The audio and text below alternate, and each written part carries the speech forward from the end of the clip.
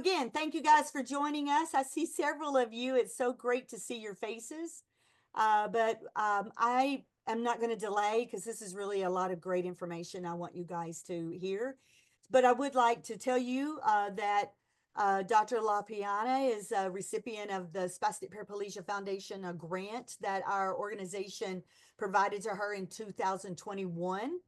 So we're going to see some great information about this. And I would like to also introduce Linda LaFontaine, who I'm going to ask Linda to introduce the doctor and her grad assistant. We've been working with Linda on several things, and she works with our patient-led citizen scientist committee, and she's also from Canada. So Linda, please go right ahead. Hi, everybody. I'd like to introduce Dr. Roberta Piana. She's from the Neuro in Montreal, the Montreal Neurological Institute and Hospital. That's her home away from home. And then her wonderful grad student, Ruwan Bedeir. Her home away from home is the Neuro as well.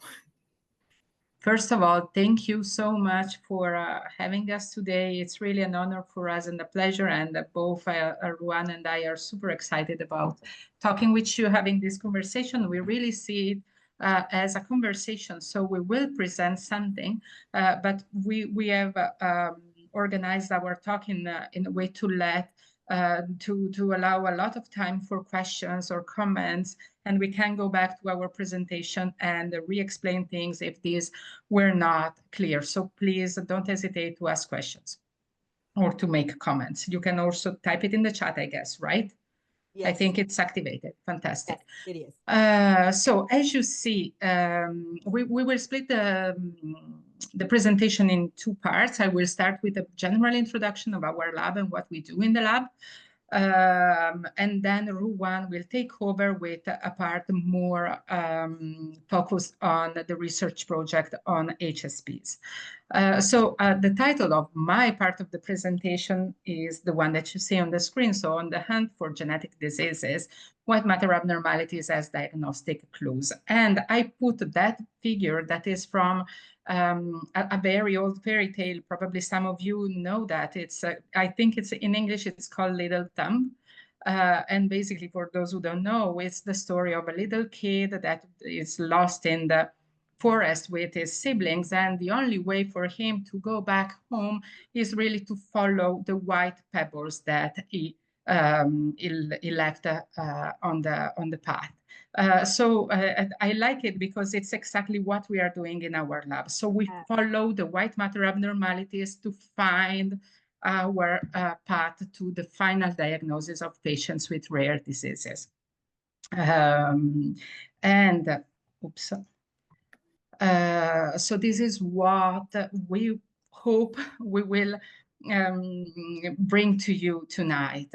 And maybe at the end of this talk, you will learn some of the things that we put in this slide. So first of all, we would like to introduce to you what is the white matter in the brain. I put this beautiful to me figure, and that in green is the white matter.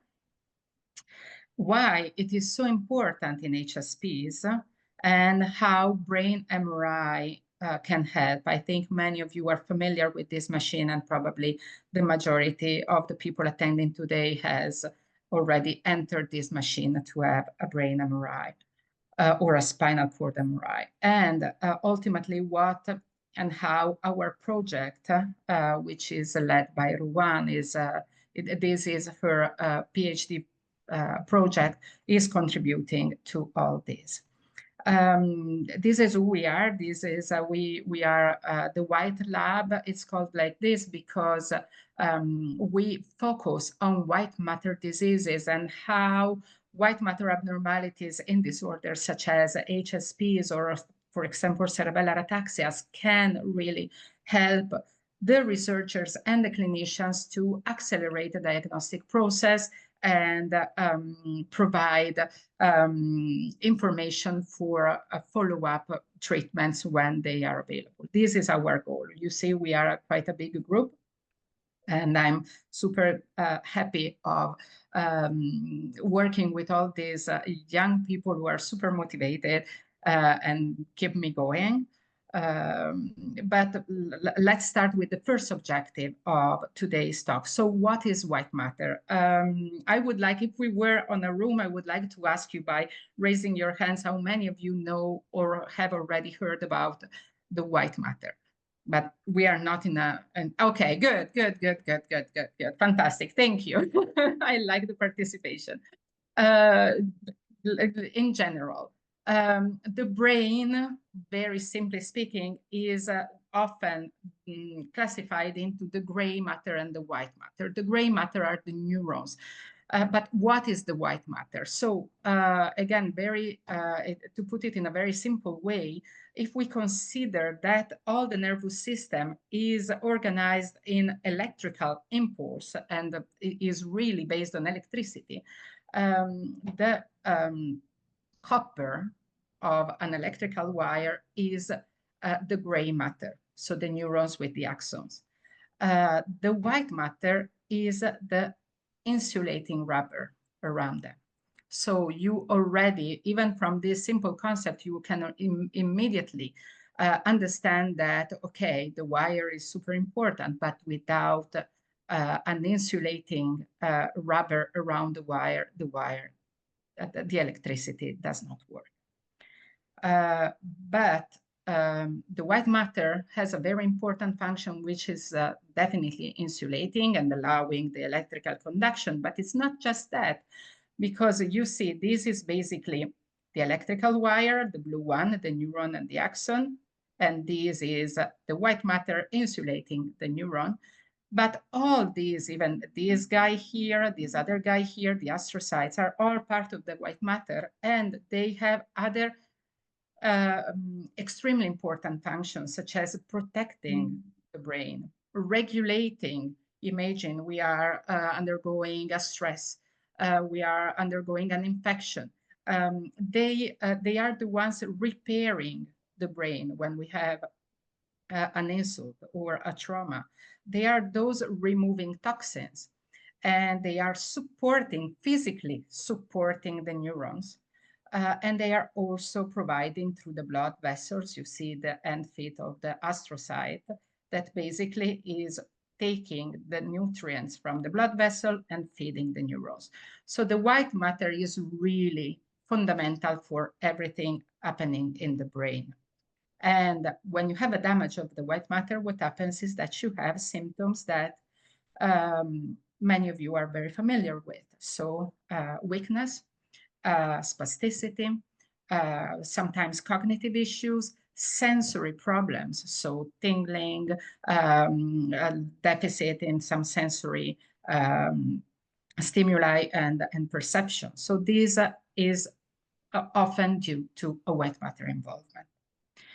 And this is also why genetic white matter diseases are considered disorders of each of these, sorry, I reformulate this. The genetic white matter diseases are considered disorders of each of these components, okay? So not just the part insulating the neurons and the axons, but also, for example, when the astrocytes that are those feeding and supporting are affected. So all these are a very big spectrum of all the ways a white matter disease can occur genetically. So I introduced the concept of genetic diseases. And again, this is something that this community is very familiar with. Genetic diseases very often are rare. And what are the challenges of rare diseases? Well, the first challenges that affected patients face, I think you know even better than me, is the diagnostic challenge, because these are statistics from a European study, the Eurordis, done, and it's now, this one is probably updated. I have this data, but 25% of patients from that cohort waited between 5 and 30 years before receiving the correct diagnosis. And almost half of them receive the wrong diagnosis first. Again, I don't know how many in this room, virtual room, are familiar with these kind of stories. But for example, then we are talking about the North American continent. Many people have to travel, if not abroad, but to a different state, to a different province to receive the proper diagnosis. These are all challenges that in our lab we are trying to tackle. And because it's not just a problem of the diagnostic challenge, right? It's that the impact on patients, it extends way beyond the diagnosis, because not receiving a diagnosis has an impact on the potential treatment. So many patients who receive the wrong diagnosis, for example, as multiple sclerosis, receive a wrong treatment. And many cannot be exposed to time-sensitive treatments, because then when they are finally diagnosed, sometimes it's too late. Something that we insist a lot on in our lab is the fact that we are not just working with single patients, but we are working with families. And working on rare genetic diseases affect not just single patients, but entire families. So if we delay the diagnosis, or even worse, if we miss the diagnosis, what happens is that we miss the opportunity to provide genetic counseling to families and to offer prenatal diagnosis for the people who would like to have access to it. Okay, so why all this introduction? It's because, as I told you with the story of the fairy tale, if we use white matter abnormalities as clues to get to the diagnosis, our idea is that we can accelerate that diagnostic process and we can actually shorten up the diagnostic delay. How do we do that? Well, by looking at MRIs of the brain. I put this as a reference because I guess many of you are not familiar with the actual MRI images. This is how the normal white matter in the brain looks like. So you see that basically the light gray ribbon is the gray matter, and the darker gray substance underneath is the white matter. I know it's counterintuitive because you would expect the white matter to be lighter than the gray matter, but believe me, it's like this in these images. So this is the normal signal that we see. Look what happens in a patient with a genetic white matter diseases. The white matter becomes really white, becomes bright. This means that this white matter is affected. It can be like this, very diffuse and very symmetric. And this is a classic example of a genetic disease. It can also be like this one, where the abnormalities are more focal. So they present really like pebbles. And this is usually what happens in acquired disorders. Unfortunately, though, this is not always the case. So we have many genetic conditions, and I anticipate this concept that you will hear later on. Many patients with a definitely genetic HSP present with lesions that look more multifocal, okay? So that they mimic something that can be acquired and not genetic. For example, multiple sclerosis. So that's why many patients are misdiagnosed at the beginning, because the MRI is not interpreted correctly.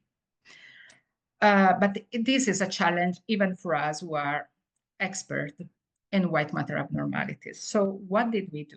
Well, I strongly believe in collaborative work, especially rare diseases. And I know that every one of you has the same belief, because otherwise you will not be here, right? Working with a foundation and creating networks. So what we did in 2013 is that we created the white MatterRounds, in which basically we said among radiologists, geneticists, clinicians, we said, okay, let's find a moment once a month in which we discuss patients for which we cannot find the right diagnosis. And we started as a small group located at the Montreal Neurological Institute. It was really a physical meeting. But then by word of mouth, people started being interested and said, okay, well, can I join you? Can I join you remotely? I have cases I would like to discuss. I have cases I would like to hear your opinion on. Well, long story short, from being just physically located at the Montreal Neurological Institute, we started having centers joining us for these online rounds that are now broadcasted in many countries around the world. We are more than 15 centers now, even in Australia, and they all, imagine, they are all so motivated that they all meet at 8 a.m. Montreal time once a month to discuss patients with white matter abnormalities that we are not able initially to diagnose. This grew even further, and this is a work that for which I thank Ruwan. She was crucial in this. So basically, we finally created a website, a web platform in which all the members of this White Matter Rounds network can go, and they can, and you can also go on in the website because it's open to everyone, except for this part, which is the protected area in which only members of the White Matter Rounds can access. They can have access to videos of the previous discussions, to the cases, to information to accelerate the diagnostic process of patients. So again, it's Ruwan who helped me build this website, and we are really happy about this. This has been an amazing tool that really improved a lot the work of our network. So let's make the link with HSP, because the point is that many,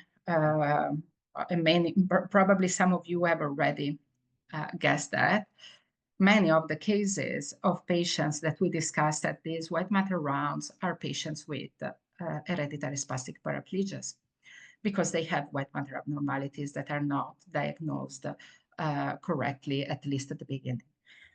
You see, this is the corticospinal tract. This is the white matter of the corticospinal tract as they appear in the tractography in the MRI. Yes, the white matter abnormalities are something that are known to occur in several forms of HSPs. You see, they can present with this bright signal at the level of the corticospinal tract here. You can see it pretty well here, bilaterally. And sometimes this is associated with a thin corpus callosum. So maybe many of you in their own MRI report remember to have read these words: thin corpus callosum, hyperintense signal along the corticospinal tract, or white matter abnormalities. The point, though, is that so far, the involvement of the white matter hasn't been specifically, I'm so sorry, you can hear my dog, I guess. So the involvement of the white matter hasn't been specifically defined for all the HSPs, but only for some of them. And this is the case, for example, for SPG 11 or SPG 35, SPG 48, and SPG 15. One classic example, probably the most known, is the presence of the ears of the lynx in SPG 11 and SPG 15 that you can see here. You see, this is the lynx, and what you can see is really here, this sign that looks like the ears of the lynx. So SPG 11 and 15 are actually probably the only two HSPs that right now we can definitely diagnose based on the white matter abnormality on the MRI. But we believe that it's simply because we haven't looked well enough into MRIs of other HSPs to become so good at diagnosing. And this is basically the last thing that I will tell you one important link between our work and what is going on in general in the world of HSPs is that right now, in the field of HSPs, there is a lot of discussion about potential treatments. This can be new testing medications in human participants, physiotherapy interventions, which kind is the best to treat symptoms.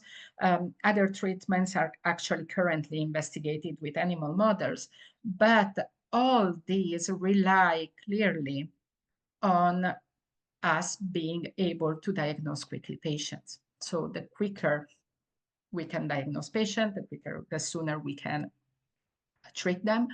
And not just that, how can we test how a medication, if a medication works or not? We need what in jargon we call the biomarkers. So we need some white pebbles that we can say, okay, it's still there. It hasn't changed in shape. So the medication is working. It's not progressing, for example. Or, oops, these white matter abnormalities have grown in size. Probably the medication is not working that much. So you see, that's how our work fits into this bigger scheme. And with these comes our project that is funded by the Spastic Paraplegia Foundation, which we cannot thank enough. Yes, a couple of years ago, we received these funds to identify novel diagnostic criteria. So these white matter abnormalities that can help us accelerate the diagnostic process of patients. And the part we are working most on right now is the project that Ruwan is leading. And with this, I will stop and I'll give the remote control to Ruwan so she can take it from here. Hi, everyone. What I have to share, in my opinion, is more exciting than what Roberta has been talking about. And so what I've been doing is essentially what Roberta has very beautifully put. I developed an MRI-based tool to help direct the diagnosis in hereditary spastic paraplegia. And that's very fancy talk for basically something very simple that I can't believe people haven't thought of before. Okay, so like Roberta mentioned, frequently HSPs are misdiagnosed as multiple sclerosis. And you can see that the normal MRI looks pretty standard, and to the untrained eye, or maybe someone who's looked at a few MRIs but hasn't really done this intensely, the next two look fairly similar. You can see some of the changes that Roberta mentioned in both of them, and it would be very difficult to tell them apart, which is why I think that it's kind of a fun exercise to look at all of these. This is at the top is a list of the possible answers. And looking at this myself, maybe 2 years ago, I would not be able to tell you the correct answers. But they are all very similar to multiple sclerosis, which is the reason that really inspired me to build this MRI program. And the steps that I took to do that is an exhaustive literature review. And by that, I mean every single article that was ever published about any type of HSP, I have read it. I've looked at the MRIs that were published in these articles, and I have classified the findings on the MRIs. So the little spots, the little lesions, the changes, I've written all of that down, compiled it into a very large file. And so this is sort of what the process would look like. So you'd find an article, you'd find the PDF, and yes, while I did read the whole article, what's most important is the MRIs. And so you'll see in this specific article, it's describing 4 different forms of HSP. And the MRIs coming up, each row represents a different form of HSP. And so I will take these findings and and essentially write down or note down each feature that I found into a very large Excel file, which I think I skipped. This is what the Excel file looks like. Very big, very scary, lots of information in there. And so for each HSP or each different form of HSP I checked, I also wrote down the date that I last checked it so that if there are any new publications since the last time that I did the research, I know where to pick up from. And so this information is essentially everything that I've been compiling. So the position of the gene, so where it is on which chromosome, the type of inheritance, so if it was dominant or recessive. Some of these words you may know, some of them are very kind of jargony. The onset of the disease, so infancy, childhood, adulthood, the prevalence in the population, the symptoms, and on and on and on. But most importantly, what I'm interested in is the MRI findings. And so when I started, I was a bit naive. The initial categories were just 9. And then I realized that all of the HSPs that I looked at have the same results because we all know that they're very similar. This ended up in me dividing the categories into, I think, about 20, each one with a very specific and in-depth look at the specific area and the specific fibers and everything essentially that is involved with this type of HSP and not the other types. And so this is kind of similar to what Roberta showed us earlier. The colorful fun parts are the white matter. And to help you better gauge what that would look like, these are the, let's say, categories that I'm looking at, and these are the findings. And so what I think is a fun little exercise, which might not be, oh, sorry, wrong slide. Yeah, so of all of the HSP types that I've looked at and the data that I compiled, I sent the MRIs to Roberta, who did a blind review. She didn't know what type of HSP they had, and she sent me back her findings. And this was done again by a neurogenetics fellow. And then it was done again in with my entire lab in a lab meeting, and a consensus was reached. These steps were very important to take to make sure that my findings aren't biased, that they're purely objective, because I am not an expert at reading MRIs, and I needed to make sure that none of the findings are subjective. And so this is what the process looks like. On the left, you'll see the MRIs, and then in the middle is the list of different categories. And then on the right is what sort of cluster that they fit into. And so this was done for each form again and again by a lot of people. And what I ended up with is these clusters.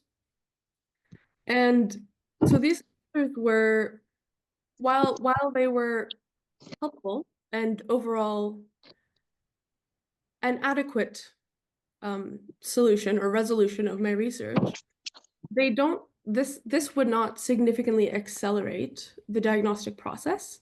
And I thought, well, why would I put out something that is similar to what's already out there? Why not do more, take this a step further and make it better? And so I'd like to show you all a quick little demo of how the tool works. So this is the brain of a patient with a confirmed type of HSP. And so we'll just quickly sort of pick out the findings that we can see. So what I see is there are lots of multifocal lesions, and multifocal just means that it's a spot with a well-defined border.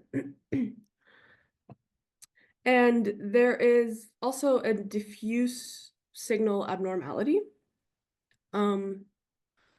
They are symmetric, so if you draw a line down the middle, there's similar sized lesions on both sides in kind of the same areas, and so on and so on and so on. And so I wrote all of these down, and this is the tool. So the tool right now, it is a bunch of code. And what you'll do is you'll see the list of categories. You will choose the category you want. You'll put that in. You will choose diffuse, let's say, because that's what we found. You'll add in another category. We also said it was multifocal. And so while this is not entirely user-friendly, this is what we're using. I know how this works. And once it is fully developed, it'll be a lot easier to use, hopefully. So again, we said that the MRI was symmetric. So we put that in and a bunch more. So in the interest of time, I'll be skipping the rest of the process. And we'll say we put in all the categories and this is the results. So SPG 48, which is the confirmed diagnosis of this patient. So tool works. And here you'll see all of the findings that I had written down, the position, where the gene name, any databases that are out there, basically everything that I've spent the last upwards of a year collecting is on there. And a nice feature that it has is that we also have every other MRI finding of every other gene that we have. And this is for educational or research purposes. So if you would like to, say, compare or contrast the different findings or different symptoms or different publications that there are about any 2 forms or 3 forms of HSPs, the data is right there and available for you. And once it's launched online, it won't look like a gray, sad screen. It'll look something bright and cheery and easy to use. And so, again, you will select the MRI categories. We will have reference images of what we mean by each finding because we know that not everybody's well-versed in MRIs and all the technical talk. So if you're not sure what we mean by something, you can go on there and you can check exactly what we mean when we say, for example, cerebellar involvement. After that, the tool will match the different forms of HSP that are similar to what you selected.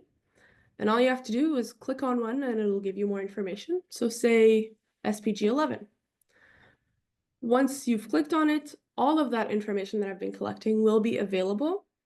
And what I'm hoping to do with this tool is to make it so that you can search, say, by the gene or by the symptom, not just by the MRI findings.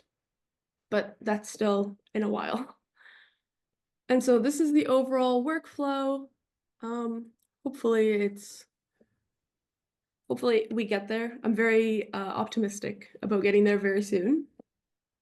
And so currently we've developed the basic software and now we're working on adding different features that were recommended by like the lab members. And we're currently testing the validity and the accuracy of the program.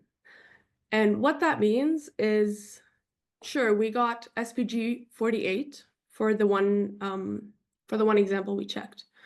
But say that there is someone else who's not me, who's not someone in my lab, who put in similar findings, but not the exact same.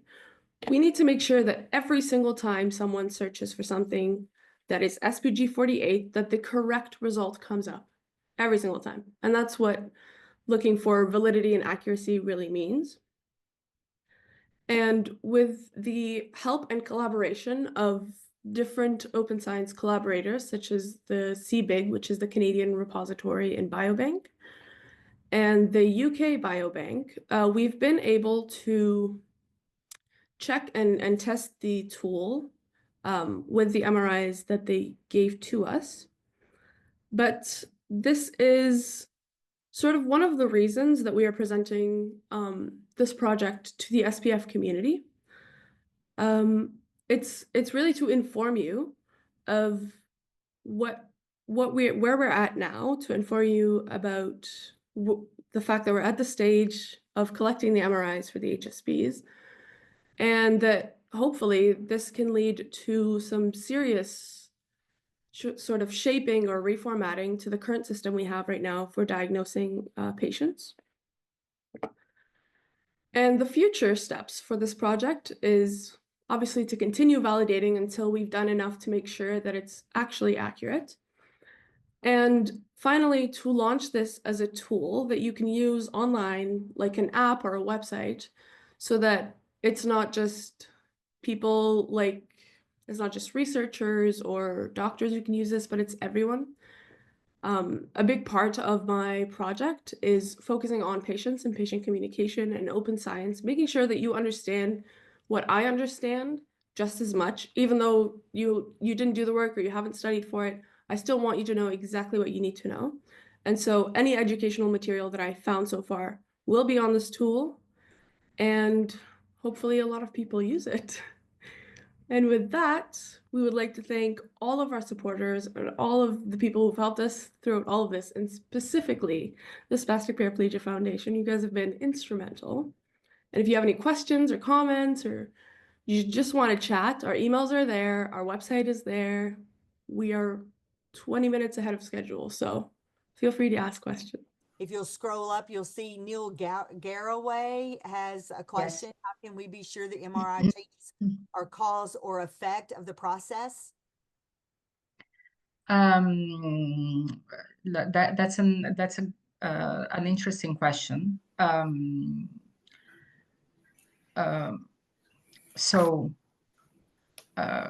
It's really about the white pebbles that I mentioned at the beginning. That's another research question, whether these are the cause or the effect. What we are interested in is that as long as they are there, when all the patients with, let's say, the same form, I pick a random SPG, okay? Let's say SPG 15.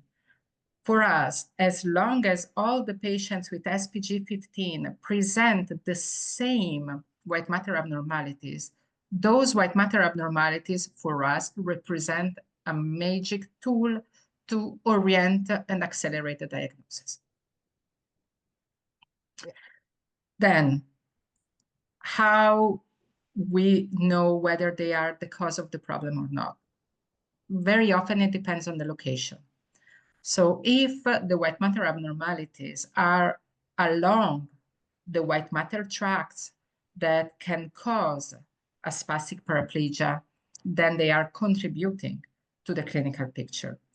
Many of the images that Ruwan showed you showed MRI white matter abnormalities, lesions that were scattered around. Not all of those white matter abnormalities are clinically significant, meaning that they cause a symptom.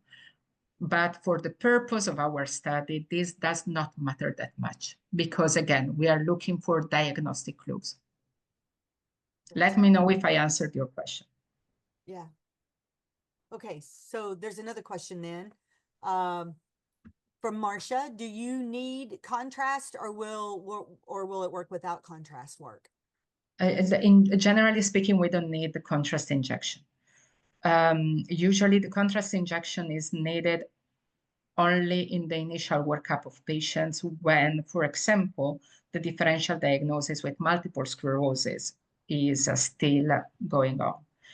At that point, patients will receive sometimes a gadolinium injection, but not once you are already in the track of being investigated for a suspected genetic hereditary spastic paraplegia. You don't need a contrast anymore. Where did I drop off?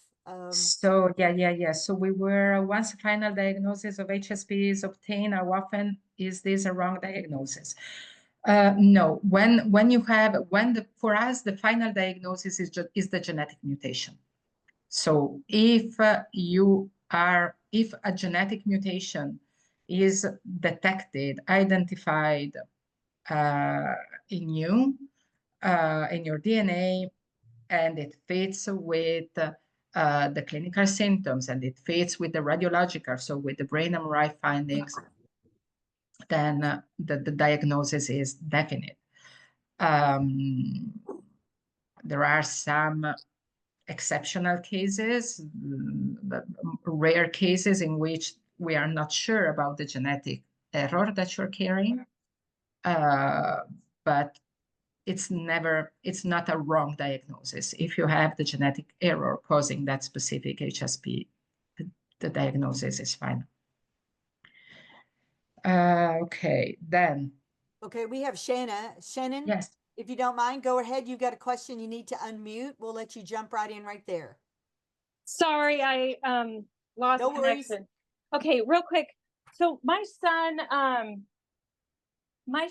has RAB1A genetic disorder, and this is really interesting to me. He was diagnosed that now is HSP, and my question is he has all of these things. He has the sign of the lynx, he has the white matter, decreased white matter, and he has the thinning of the colossus, the corpus callosum. Yeah.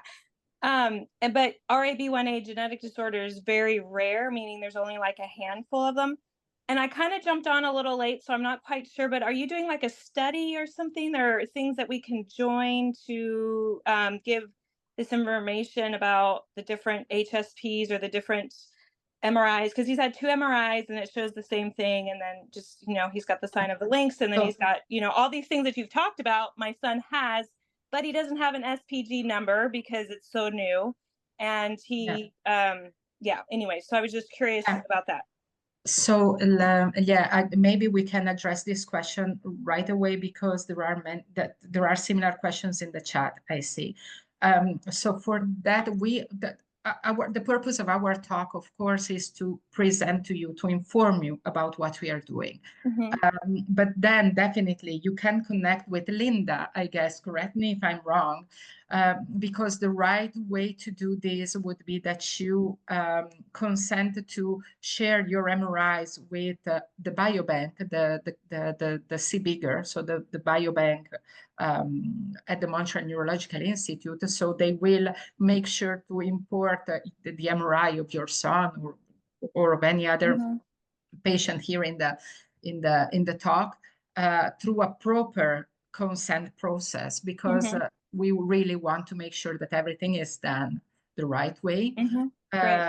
So we don't want you to send us the images by email, for example. Let's go through a portal and things.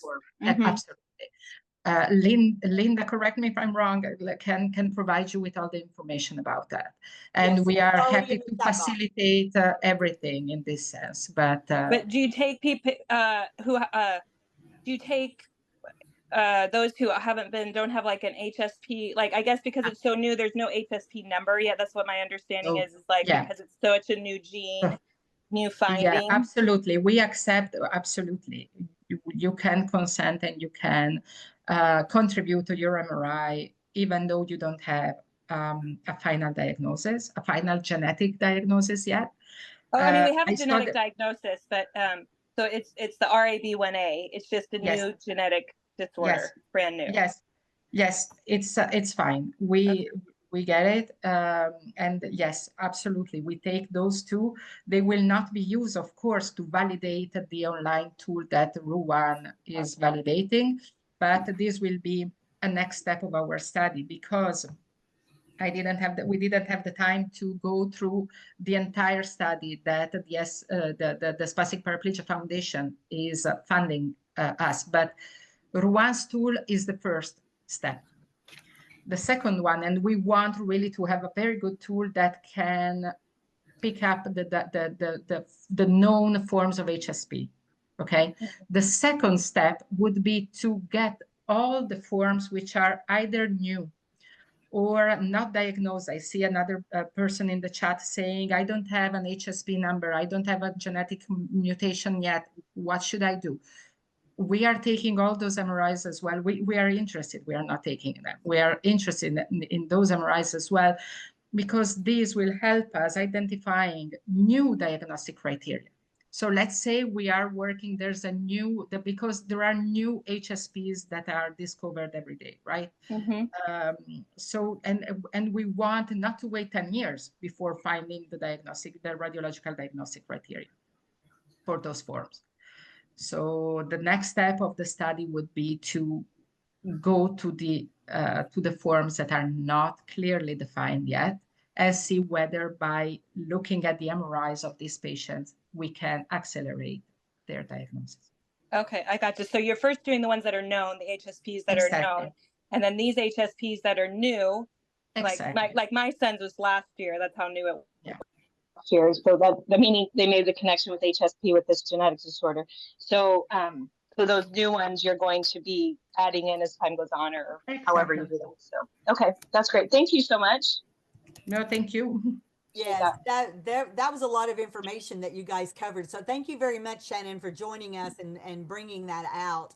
One of the things that I'm curious about, Doctor, is how similar is the path of like someone that's got ALS versus PLS versus HSP? Has that comparison been studied? Yeah. So usually in both PLS and ALS, the abnormalities are really only along the corticospinal tract. While that's actually how our lab got interested in HSPs, because the overlap with white matter diseases is very strong. While with ALS and PLS, we only see abnormalities along the corticospinal tract, not in the rest of the brain. So let me ask you this question then. What is the difference, and you may have already said this somewhere, about gray matter versus white matter? I missed the beginning of the question. I'm sorry. The differences between gray matter and white matter. In you mean functionally, or you mean in the MRI? In the MRI.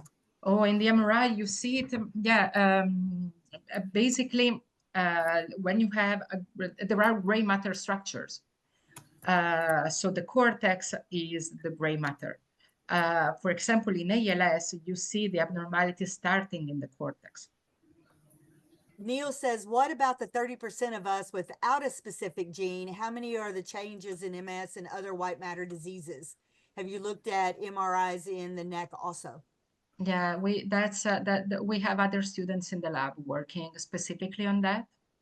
And we are using highly advanced MRI techniques to really differentiate between, for example, multiple sclerosis and genetic white matter disorders, or HSPs.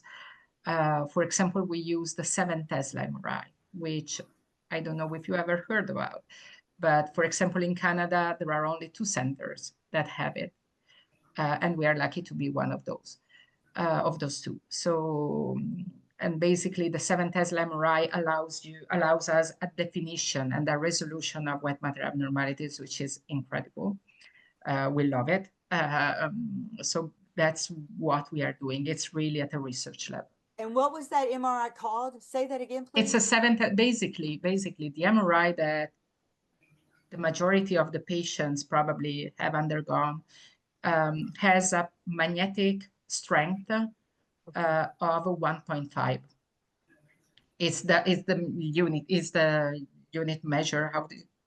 I'm sorry, with my English, sometimes I got mixed up. But it's 1.5. Okay. To give you an idea, the magnetic field of the Earth on which we are, the magnetic field of the Earth is below 1. Okay. So that one is 1.5, the one in which the majority of the patients have been scanned. Some of you for sure will have had a 3 Tesla MRI, which is already a great resolution. We have the 7 Tesla.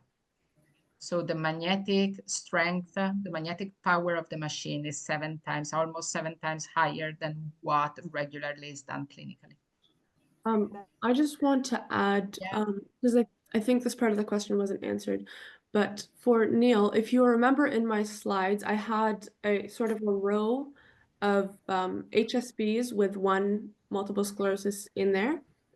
And at first glance, they do look very similar, but if you were to look very specifically at the different shapes or the different outlines of each lesion compared to those found in HSP, the structures involved, so the structures in the brain involved, are most of the time very different.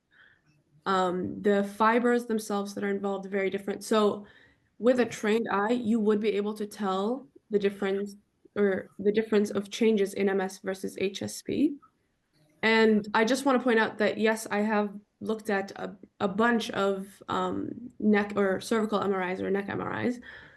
We just didn't have enough time or space in the PowerPoint to add that, but it's definitely something that I look at.